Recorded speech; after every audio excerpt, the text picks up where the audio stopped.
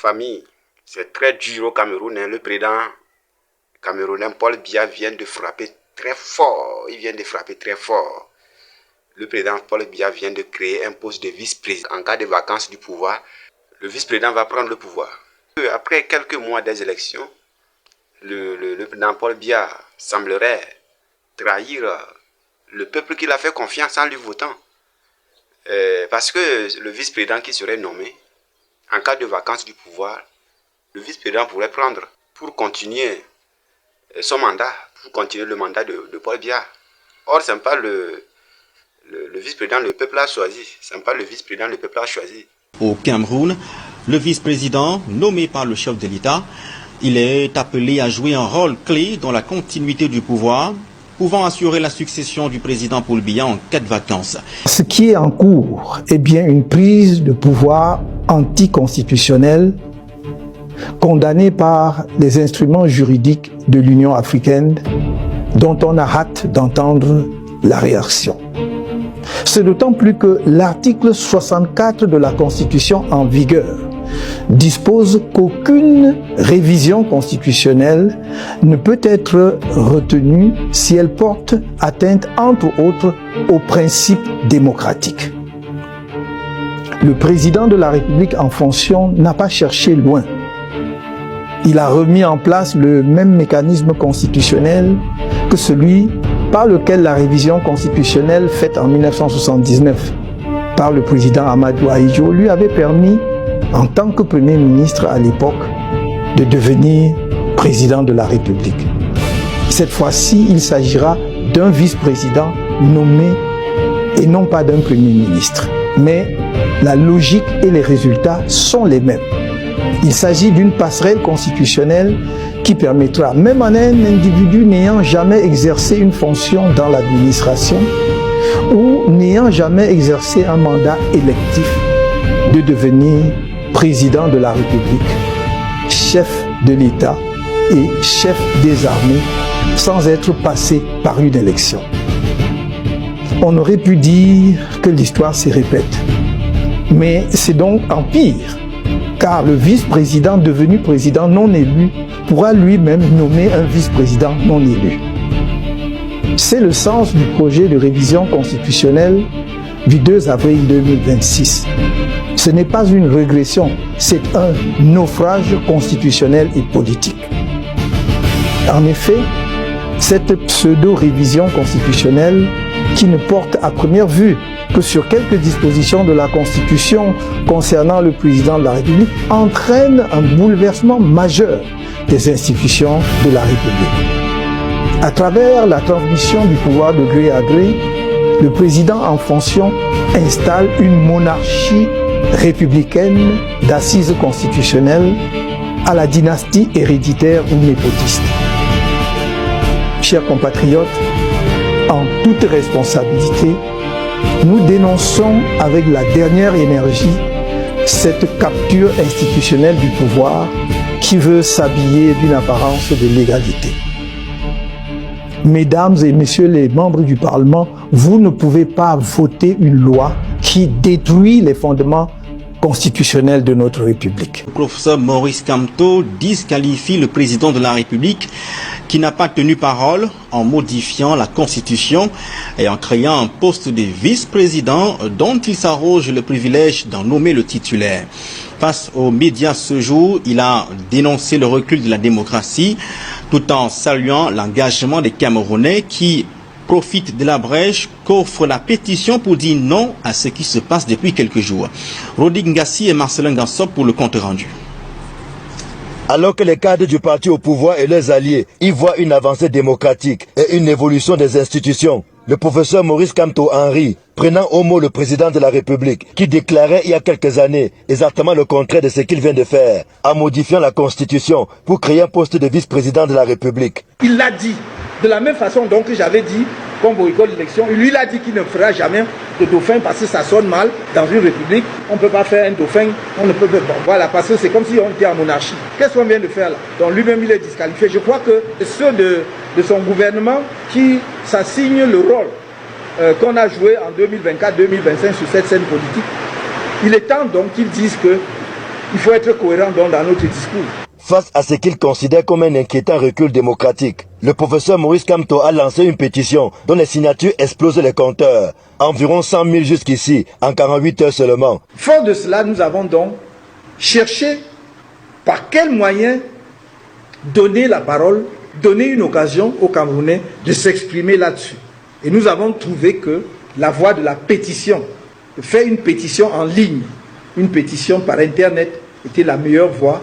Si nous demandons aux Camerounais d'aller marcher dans les rues, même pacifiquement, même avec l'arbre de paix, au Cameroun, on dit que c'est l'insurrection, c'est l'hostilité contre la patrie, c'est la rébellion, c'est la révolution. Voilà les termes qu'on utilise. Moi, je dis quelle est notre approche, notre démarche. Nous avons dit, nous mettons une pétition en ligne. S'agissant de la prorogation des mandats des députés et des conseillers municipaux, le professeur Kamto balaie du revers de la main les arguments avancés par le pouvoir de Yaoundé. Voilà la prorogation en 2025. On envoie en 2026. C'est comme s'ils ne savaient pas que 2026 allait arriver. Et voilà que 2026 les rattrape. Faites alors les élections. Non, on va proroger encore. Pourquoi? Parce qu'on n'a pas d'argent. Et deuxièmement, il faut laisser à l'organe électoral le temps de bien préparer les élections. Ah bon? Mais qu'est-ce qu'il fait entre-temps l'organe électoral? Il travaille en permanence. Ils ont des agents, des fonctionnaires, des commissaires et tout ça, qui sont payés mensuellement, avec les équipements, avec les véhicules. Donc, c'est à l'occasion de chaque élection qu'on doit leur laisser le temps de préparer les élections. Le reste du temps, ils font quoi alors? Vous voyez que ça ne tient pas. Et on vous explique, non, vraiment que cela a embêté le chef de l'État qui ne peut pas proroger quand il veut. Donc, le Cameroun tout entier est conçu pour répondre et satisfaire les caprices du chef de l'État. Cette sortie du professeur Maurice Kamto marque également le retour des cadres du MRC dans les médias après une longue pause. Le poste de vice-président de la République est désormais institué au Cameroun. Vos parlementaires réunis en congrès viennent de trancher. Ils se sont prononcés et ont adopté à la majorité absolue projet de modification de certaines dispositions de la Constitution de notre pays. En attendant la promulgation par le président de la République du texte adopté, le poste de vice-président de la République est désormais institué au Cameroun.